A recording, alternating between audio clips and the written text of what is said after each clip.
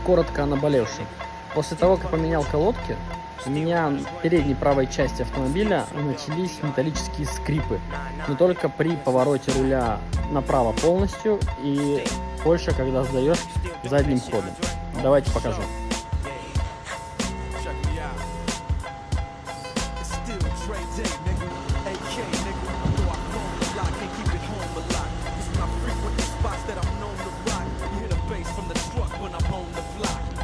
Приехал Сириус, вроде весь открутили, но ничего изъянов не было, колодки стоят нормально, сейчас вот посмотрим.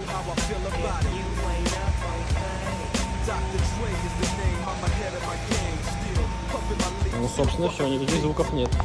Возможно, стояла криво колодка или где-то что-то чиркало, все, исправили.